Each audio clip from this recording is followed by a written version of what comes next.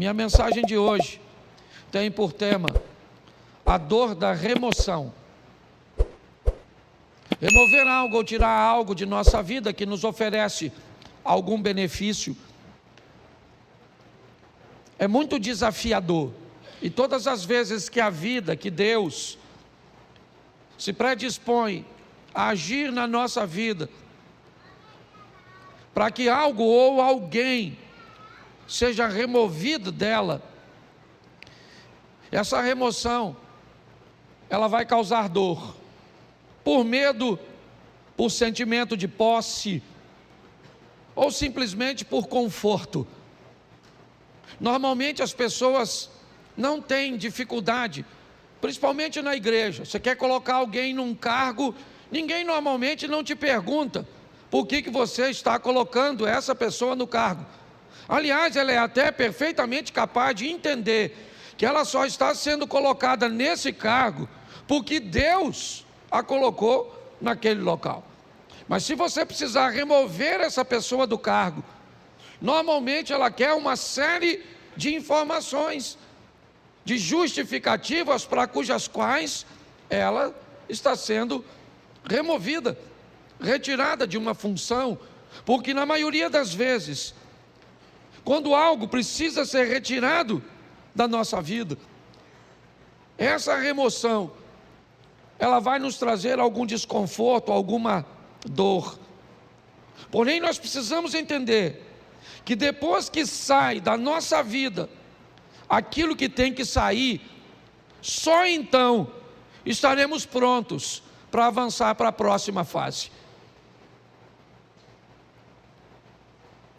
Quando nós somos capazes de entender isso, fica mais suave, menos doloroso ver pessoas partirem, ver empregos ficarem para trás, ver situações cujas quais achávamos vantajosas, expressivas e significativas partirem. Às vezes sequer elas ficam por muito tempo, porque não é o nosso destino, é apenas uma fase da nossa vida. A Bíblia inúmeras vezes nos dá exemplos sobre isso. Quando nós vemos a história da mulher de Ló, o que ela tem? Ela tem um apego àquilo que está ficando para trás. Ela está sendo arrancada, removida de sua casa, de seus pertences. Ela só está saindo basicamente com a roupa do corpo. Então a dor dessa remoção, o apego àquilo que ela está deixando para trás, faz com que ela olhe para trás, mesmo diante de uma ordenança de cuja qual ela não deveria fazer isso, ela faz desobedecendo, e sabe o que acontece? Ela não tem mais futuro, ela é paralisada por aquilo. Aquela é uma situação que a paralisa. Mas pastor, muitas vezes nós precisamos retornar, precisamos dar uma olhada, sim, mas não precisa ser num looping onde você retorna onde estava. O movimento pode parecer o mesmo, nós podemos fazer isso numa espiral, onde você volta ao mesmo lugar que estava antes, somente não é na mesma altura. Volta, mas você sabe, quando um avião pequeno, ele precisa decolar num ambiente montanhoso, você sabe o motivo pelo qual o avião do grupo Mamonas Assassinas colidiu com a Serra da Cantareira? Porque ele não tinha força suficiente para decolar como um jato. Não havia nele potência o suficiente para alcançar uma altura. O piloto deveria ter decolado utilizando um sistema de espiral. Decolaria mais baixo, então retornaria e ganharia altura para que conseguisse transpor aquele obstáculo, aquela serra. Quando a vida vai tirar algumas coisas de nós, que ela precisa tirar, e é isso que eu vou te mostrar em 3 exemplos, nós precisamos estar preparados para lidar com essa dor da perda, da separação,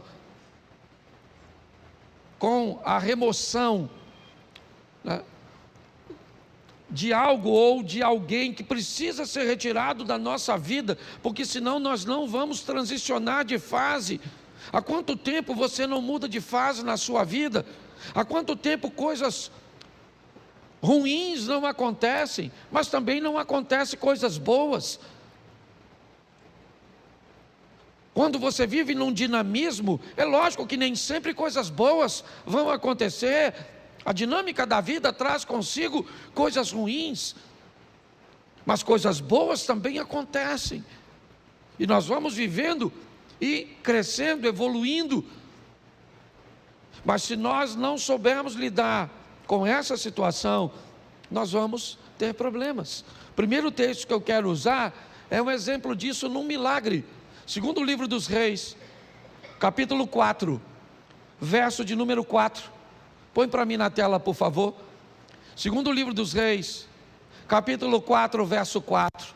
Depois entra em casa, fecha a porta atrás de você e dos seus filhos, e derrame o azeite em todas aquelas vasilhas, e ponha à parte as que forem ficando cheias. Preste atenção na exposição desse milagre, no que a Bíblia está narrando. O milagre está acontecendo, mas todas as vezes que uma botija de azeite se enche, o que esta mulher tem que fazer é retirar essa botija, colocar uma outra no lugar e colocar essa botija para trás.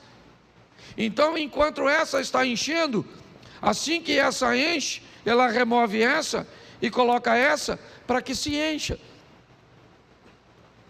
Me parece que a visão é basicamente a mesma. Aconteceu, está tudo certo, e agora o que eu faço? O que aconteceu agora é passado. Eu tenho que voltar para o ambiente onde as coisas acontecem, e não utilizar o verbo no passado.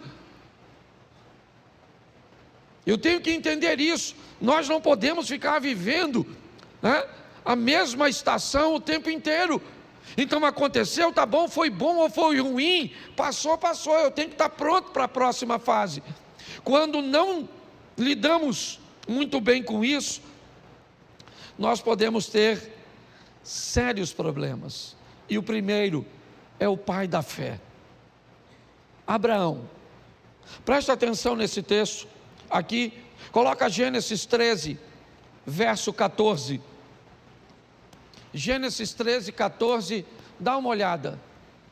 14, por favor, e não 4. Isso. O Senhor diz a Abrão, depois que Ló separou dele, ou se separou dele: olha para mim. Tera tem 3 filhos: Abraão, Naor e Harã. Harã se casou e teve um filho chamado Ló. E logo em seguida Harã acabou morrendo. Tera deixa Naor em Ur e sai com Abrão, com Ló, com Sarai, a esposa de Abrão, em direção a Canaã. Mas eles fazem uma parada em Harã e permanecem ali um tempo. Ali, o pai de Abraão, Tera, acaba morrendo. O que Abraão tem agora é apenas seu sobrinho Ló. É apenas um sobrinho. Ele não está mais em Ur, não. O texto é claro. Todos os restantes, né, ou as pessoas restantes, acabam ficando em Ur. O único que está caminhando com Abraão é Ló. Quando Deus aparece a Abraão e diz: Abraão, sai da sua terra e da sua parentela, ele não está em Ur, ele está em Harã. Note bem, a terra dele não era Harã, a terra era Ur, mas Deus está dizendo para ele, se ele está ali, naquele momento, aquela terra é a terra dele. Deus está dizendo para ele, ó, essa terra onde você está vivendo, ela é sua no momento, ela é o lugar que você está. Ele já saiu, é verdade, de Ur, seu destino era Canaã, mas seu pai parou em Harã, por motivo cujos quais eu desconheço, e acabou morrendo ali. E o que sobra para Abrão? Sobra Ló. Quando Deus diz, sai da sua terra e da tua parentela, a terra é Harã, e a parentela é Ló. Apenas um parente. E apenas uma solicitação de remoção que Abraão me parece que tem dificuldade de fazer. Por quê? Porque Ló era órfão, provavelmente. Porque a terra cuja qual ele está agora não é Ur, não é um ambiente de Ló, talvez. Mas o grande problema é a orientação e a ordem que Deus está dando a Abraão. Deixa, está na hora de Ló sair de sua vida, porque só tinha ele, então não tinha outro. Note que é apenas uma coisa, e apenas uma pessoa, mas olha o estrago, o atraso, o prejuízo que desobedecer uma orientação do Altíssimo pode trazer para a trajetória de uma vida. Por que Abraão provavelmente tem medo, insegurança de deixar Ló para trás? Porque se ele deixa Ló, o argumento dele vai se solidificar em Eliezer, o Damasceno. Já que ele não pode ter filho, pelo menos que ele deixe sua herança para um sobrinho, que ele o adotou. Pelo menos é alguém de seu sangue. E parece que Abraão está preso nisso. Na hora de remover Ló é muito doloroso. Por quê? Porque ele é a minha segurança no que diz respeito ao futuro. Se não for ele, como é que vai ser? Pois é. Às vezes quando Deus quer remover algumas coisas cujas quais somos apegados demais, sem ela não veríamos uma saída. O que eu vou fazer? Como é que vai ser? É a única coisa que eu tenho, é a única corda que eu tenho para me segurar. E Abraão leva Ló com ele. Ele não consegue se apartar de Ló. E eu confesso a vocês que fora a sensação de ver seu sobrinho enriquecer, Ló não traz mais nenhuma alegria para a vida e ministério de Abraão. Nenhuma. Se você for olhar a história, é só problema, é só dificuldade, é só adversidade. Até que chega um momento que Deus diz: Abraão, não tem mais como. E aí entra o verso, coloca o verso 13 por favor, desse texto. Ora, os homens de Sodoma eram maus e grandes pecadores contra o, verso 14, disse o Senhor a Abraão, depois que Ló se separou, ergue os olhos e olha, desde onde estás, para o norte e para o sul, para o oriente e para o, vamos lá, porque toda essa terra que vês, eu te darei a ti e a tua, preste atenção, isso só acontece depois que Ló vai embora. Olha só, Abraão era rico, sim ou não? Sim. Foi a riqueza e a prosperidade que fez com que os poucos recursos da terra não fossem suficientes para sustentar os dois rebanhos. Há uma briga, um litígio entre os pastores de Ló. Então Abraão Diz a Ló: escolhe para onde você vai, escolhe. Decida para onde você quer ir. Note que Abraão não está preocupado com a direção, ele está preocupado com a companhia. Enquanto Ló caminha para Sodoma e Gomorra, lembra o verso 13? O que tinha lá? Homens que viviam em grandes pecados. Abraão não. O caminho de Abraão era outro. A rota de Abraão era outra. Abraão estava disposto a andar com Deus. Era isso. Quando olhamos essa história, o que descobrimos? Que o pai da fé estava apegado e tinha dificuldade de se libertar de coisas, e aqui, de laços familiares. Entenda o que eu vou falar agora. O corte do cordão umbilical, o rompimento da sua vida para com a sua família, para viver a sua própria história, precisa acontecer. É importante que você entenda isso. Existe uma nova fase para você, e você precisa estar pronto a retirar ou a permitir que isso aconteça. Se dependesse de Abraão, ele não tiraria.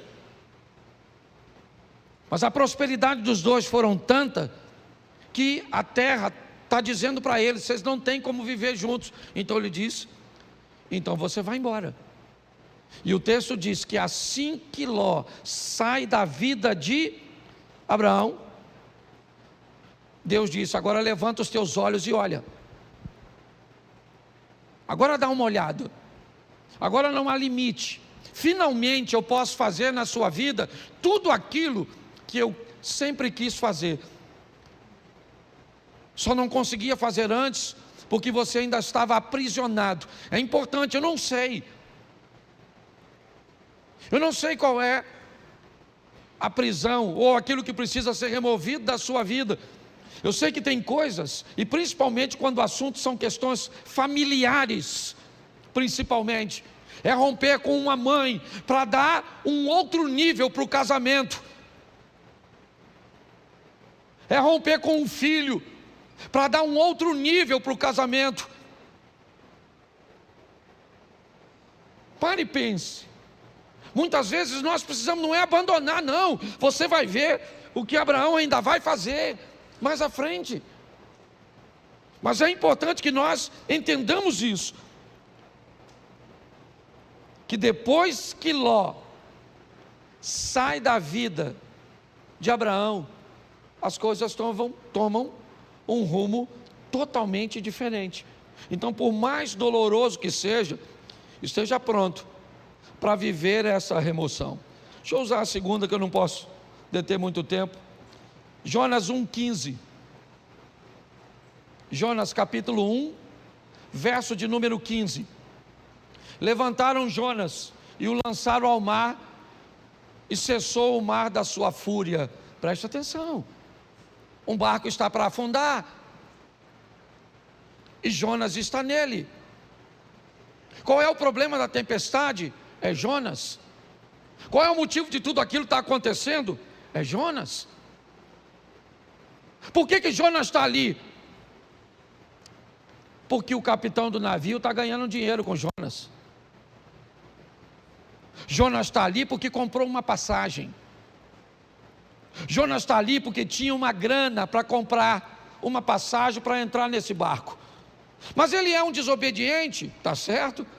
Mas ele está trazendo dinheiro. Mas eu não sei quem ele é. Tudo bem, não quero saber. Ele está trazendo uma grana, ele está trazendo uma lucratividade, e pautado nessa lucratividade, eu não sou capaz de selecionar quem entra na minha vida.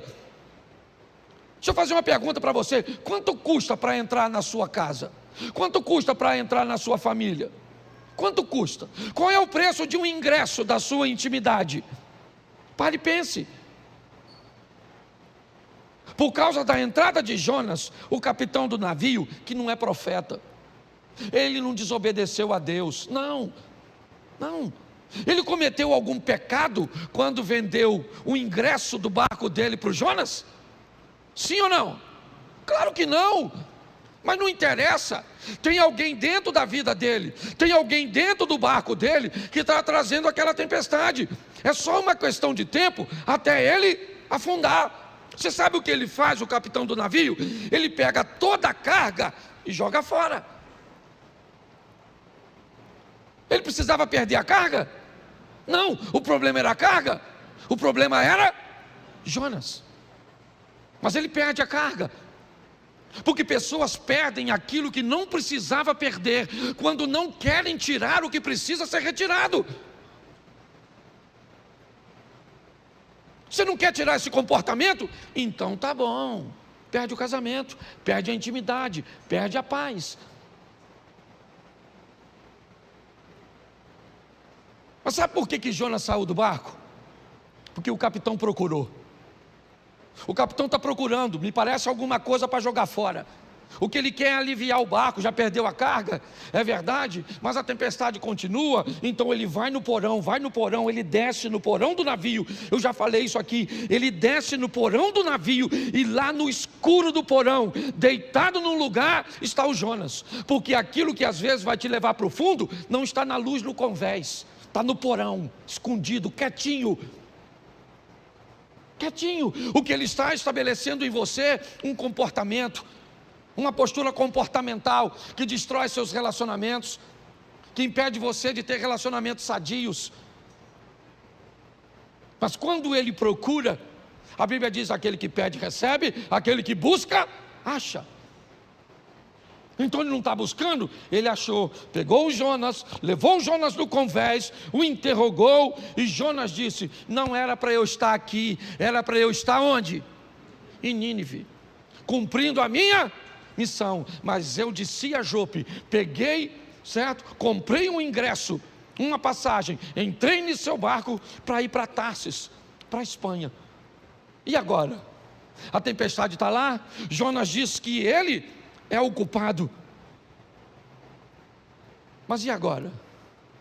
O texto diz que o capitão está com medo de jogar Jonas fora. Quem é esse cara? Não é quem ele é a missão que ele precisa executar. Não tem a ver com ele, é com o propósito de Deus na vida dele. Ele se torna importante por causa do propósito. E aquele homem olha e diz: eu não vou remover esse cara do meu barco, eu estou com medo de jogar esse cara fora. Eu jogo esse cara fora e, não quer jogar? Então tá bom. Eu sei o que é isso muito bem. Eu trabalhei 12 anos numa empresa, foi lá que meus filhos nasceram. Lá eu me casei, eu não tinha um carro, eu usava o carro da empresa. Tudo girava em torno daquele lugar. Eu não sabia viver, não havia nenhum outro ecossistema que eu conseguia enxergar, sabe, para me prover de um futuro. Não tinha. Não havia possibilidade, eu não conseguia enxergar. Eu sei hoje que existia, tanto existia que eu estou onde eu estou, mas na época eu não via. Eu estava totalmente apegado, e Deus usando todas as estratégias para me remover. Ele me tirou com mão forte de um lugar que eu não queria sair. Eu não estava vivendo em pecado, não, eu só não estava onde Deus queria que eu estivesse. Mas aqui eu não quero falar de Jonas, eu quero falar do capitão. É ele é o foco da minha mensagem, porque é o barco dele que vai afundar. Por quê? Porque tem alguém que não deveria estar na vida dele, na casa dele, na empresa dele, nos negócios dele, no ministério dele. E agora ele tem que jogar Jonas fora. Sabe o que ele tem? Medo. Medo de jogar. Só que ele não vê outra situação. Ele tem que jogar Jonas fora. Verso 15: e levantaram a Jonas e o lançaram e cessou a sua. Aí ele foi lá, mergulhou no mar, pegou a carga toda, trouxe de volta para o navio e seguiu direitinho, sim ou não? Não. Precisava ter perdido a carga se tivesse jogado Jonas? Sim ou não? Mas perdeu a carga porque não achou o Jonas. Então fala para quem está do seu lado: acha o Jonas.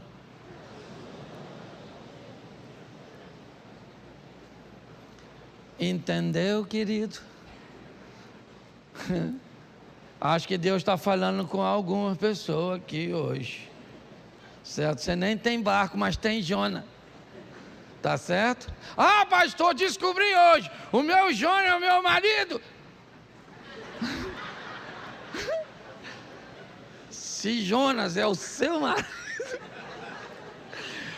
eu vou te dar uma notícia, dona.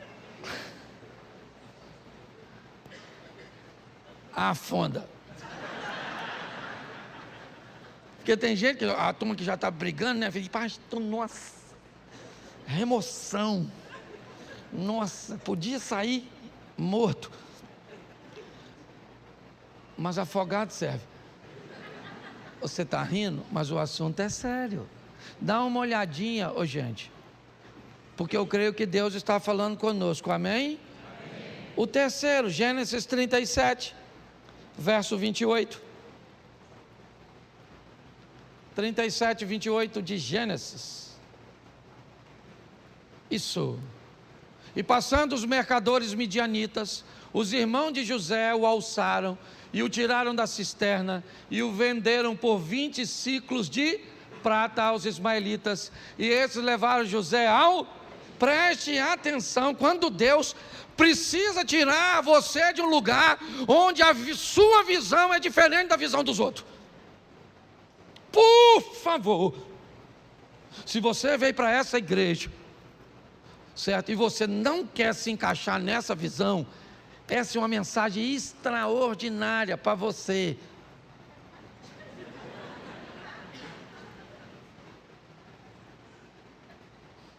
O José é um cara que ele vê o mundo, as coisas, ele aspira, seu comportamento é diferente de seus irmãos. Não cabe. Eu não estou dizendo que Rubem, Simeão, Levi, Isacar, Zebulun, Gad, Azer, Naftali, certo? Eu não estou dizendo que eles estão errados. Eu estou dizendo que há uma visão diferente. E Deus então vai remover José. Sabe o que ele é? Irmão dos caras. Sabe, ele vai ser vendido como? Repita comigo, é melhor ser um escravo na mão de estranhos do que irmão de uma família de invejosos. O dono do escravo, ele quer o quê? O que ele quer com o escravo? Ele quer o quê? Lucrar, sim ou não? Então, para o dono do escravo, quanto mais ele lucrar, melhor. O que o escravo vai fazer lá na frente, se o escravo amanhã se tornou governador do Egito, o cara não quer saber. O que ele quer saber é o quanto ele ganhou quando vendeu o escravo. Mas um ambiente de invejoso, ele está preocupado com o que você pode se tornar no futuro. É isso que vai incomodá-lo. Então o propósito, enquanto o dono do escravo não se preocupa com o escravo amanhã, desde que tenha ganho com ele, o invejoso não, ele se preocupa totalmente com amanhã, com aquilo que você pode se tornar. Porque na verdade, na maioria das vezes, todo mundo quer ver você bem, desde que não seja melhor do que ele. Na maioria das vezes é assim que funciona. José precisa ser removido daquele lugar. Não cabe ali. Mas pastor, fique tranquilo. Essa é uma questão de família, e uma família bem organizadinha. Não esqueça que esse cara, ele é bisneto de Abraão, sim ou não? Isso.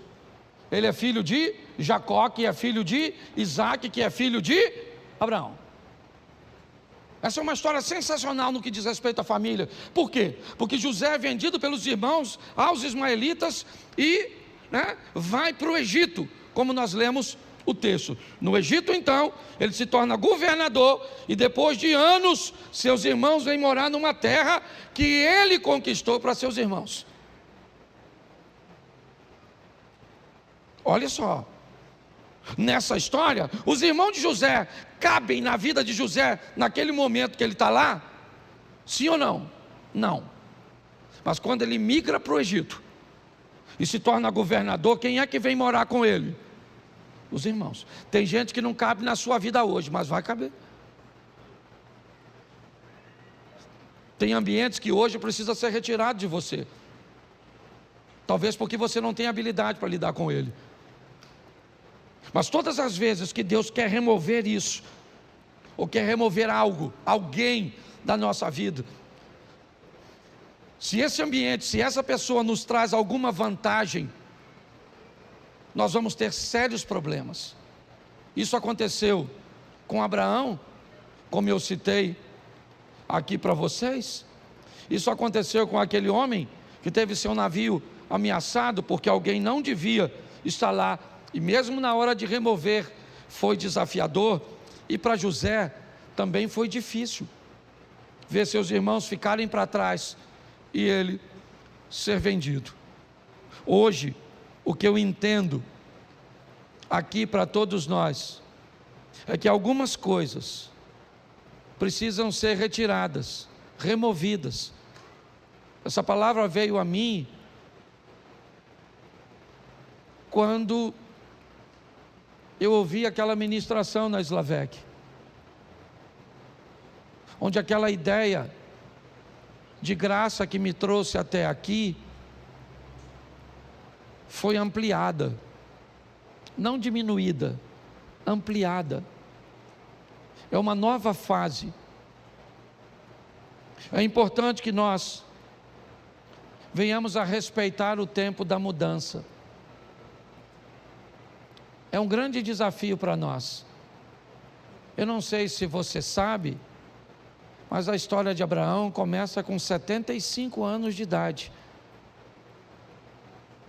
Isaac nasce, Abraão tem 100 anos. Foram 25 anos depois. Ele teve que vivenciar tudo aquilo. Talvez por isso ele seja chamado o pai da fé. Hoje, muitas vezes, Deus tenta remover coisas tão pequenas. Eu vou falar aqui algo, não vou expor a intimidade de ninguém, mas não sei nem se o casal que eu atendi está aqui, mas não vou citar seu nome de forma nenhuma aqui. Eu estava atendendo agorinha mesmo um casal que corre o risco de se divorciar porque a mulher tem dificuldade de remover o celular, de remover o vocabulário. E se não fizer isso, o casamento acaba. Mas ela tem dificuldade de remover, porque todas as vezes que algo precisa ser retirado, nós temos muita dificuldade. Tenta fazer uma devocional toda manhã. Tenta. E você vai encontrar com diversos obstáculos que você precisa remover. Tenta levantar de manhã, fazer a sua oração, fazer sua leitura bíblica, fazer um período de meditação. Eu não sei de quanto tempo você pode, mas tenta fazer isso. A probabilidade de você não conseguir é muito grande, porque para colocar essas coisas em prática, você vai ter que remover outras coisas que você já faz e que lhe oferece conforto. Tenta orar toda noite com sua esposa, de mãos dadas. Tenta fazer jejum pelo menos 2 ou 3 vezes na semana. Tenta para ver. Pastor, por que é tão difícil? Porque antes de fazer aquilo, você vai precisar remover outras coisas que já estão estabelecidas, que te oferecem vantagens, que te oferecem conforto. Hoje a minha proposta, sabe, é trazer esse entendimento para você. Eu fecho aqui na minha devocional de sexta-feira. Eu vivi uma das maiores experiências, porque hoje não era para eu estar aqui. Hoje era para eu estar envolvido num escândalo e preso, com meu nome passando na mídia. Mas por causa da minha devocional, e eu tenho certeza, uma oração tão simples que eu fiz naquela manhã, me deu condições de chegar no lugar 20 minutos antes e resolver um problema que ia acabar com a minha vida. Você sabe quantos minutos eu orei naquela sexta-feira? Talvez de 5 a 7. Sabe aquela oração que você levanta e entrega o dia? Sabe, Senhor, toma esse dia, toma isso, toma aquilo, oro para o fulano, para o ciclano, aquela coisa. Então eu vou falar uma coisa para vocês. Para ter bons hábitos, nós vamos ter que remover os ruins. E se você achar que não consegue fazer isso, vai continuar com os ruins mesmos.